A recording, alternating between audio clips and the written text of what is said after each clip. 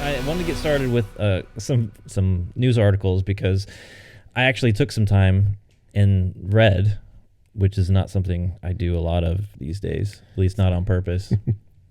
Did you know that there is some special arts of Kung Fu, like certain versions of Kung Fu out there? Do you know that?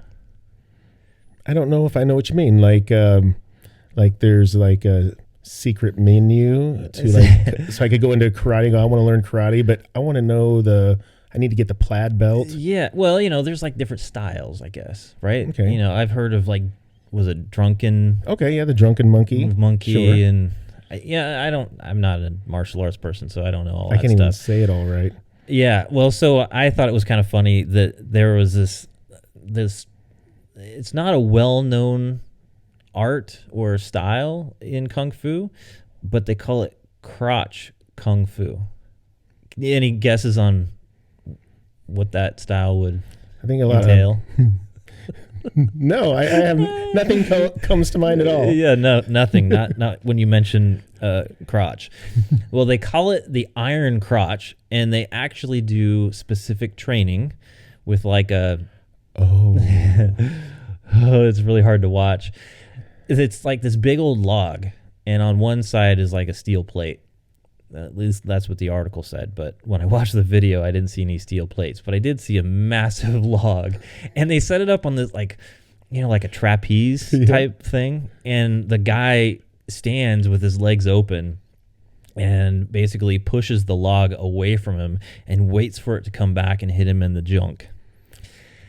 Just to toughen him up. And it looks horrible. And what I thought was funny is that this is like, it's an actual thing. Like, people train to have this happen to them. Yes, I've seen some training. I have seen. It's pretty brutal, to be honest with you. It looks really brutal. It looks really brutal. And what's funny is that, so this guy is getting interviewed, and he's talking about how this was like a much more common like form of Kung Fu, where people would practice this and they'd become a master at it. And over the years, it's gotten less popular. I don't know why. I mean, you watch it the first time and go, I want to do that. Oh my gosh. Yeah, it's really funny. I'll have to show you the video. It's just, it's so horrible. But he says that it's like an 88-pound log. An 88-pound log getting swung back and then forth into your junk.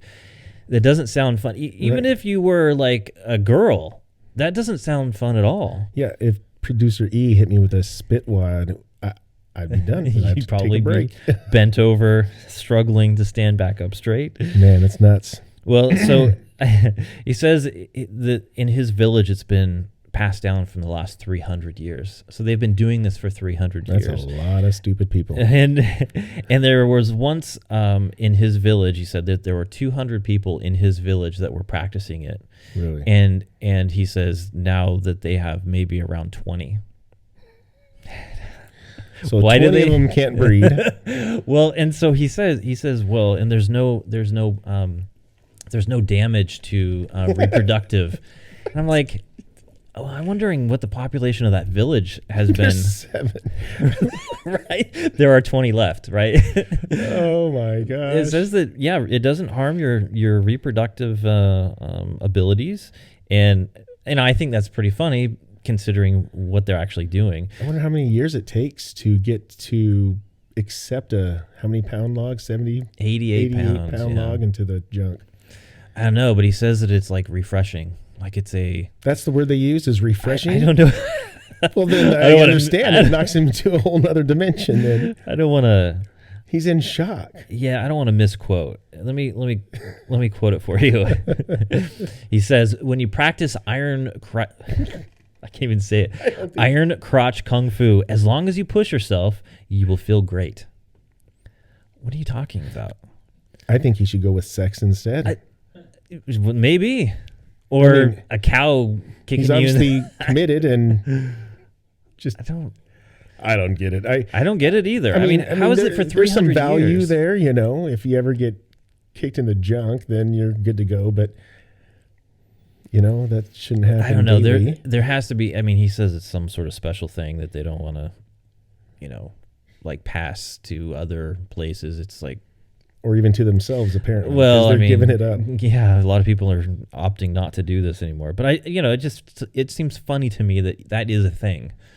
You know, that is a lot of dedication. Yeah, I agree. Not slapped around. Well, just to watch the video, it's like every YouTube video, like watching some kid get, or some parent get hit in the nuts with, their son's baseball. Yep. Right. And gets a lot of laughs from everyone except for the dudes in the room. Right. It's brutal. Yeah. So, I don't know that I'm going to be picking up crotch kung fu anytime soon. Well, it's a good way to protect your junk. Yeah. Apparently. Yeah. Or mistreat it. Yeah. That's abuse. Are you kidding me? And if somebody caught me in my room practicing that, what would they call it? They would have a problem. What are you doing? Oh, I'm just practicing crotch monkey, or whatever it's called. My crotch monkey. I don't remember. My iron crotch. Iron crotch. Yeah. I'd be like, I can't get out of that one, So, I like to fly drones. Yep. You've got a drone. You enjoy flying yours. I look at it from a sort of an artistic perspective, where I like to get film footage and I put music to it and stuff. I used to do that a lot more a few years ago. And, I really enjoy that sort of creative outlet. For you, it's delivering toilet paper to your neighbor. Yeah. So there's a practical social distancing. Yeah. Well, evidently there's a place that uses drones to herd cattle. And they said that they're getting rid of like the horse and the cowboy and the dogs to herd, cattle.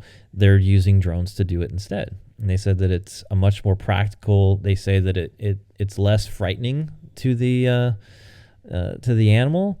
Which Is that right? Yeah, which I don't totally get because some of these drones are big, right? Especially the ones that you need to have like big battery life for.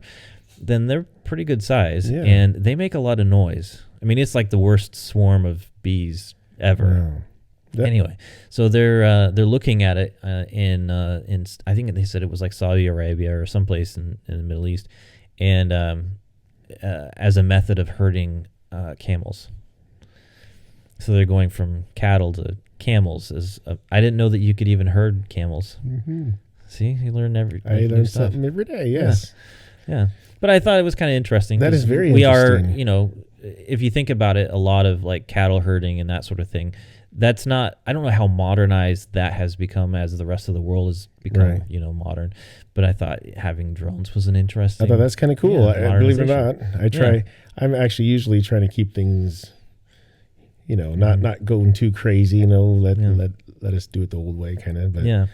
But that does seem just probably because I like to fly my drone around, so that's probably why I could make a job fun. Yeah. But I will call BS on it's less scary than our little dog running around, right? Because they could get used to that dog, and because ours fly about 400 feet, so I'll have mine about 400 feet over. My mom has horses, and I was flying over there, and that's enough for it to spook them at 400 feet. Oh, really? Yeah. Well, that's interesting. Yeah, and mind you, there's some other horses that aren't my mom's that hang out there, and they don't get as bothered by it. So it is, regardless, it was still spooked. Yeah. But that is interesting. But it was so far up there, like I could kind of hear them when I kind of shift, fly a little bit. Yeah.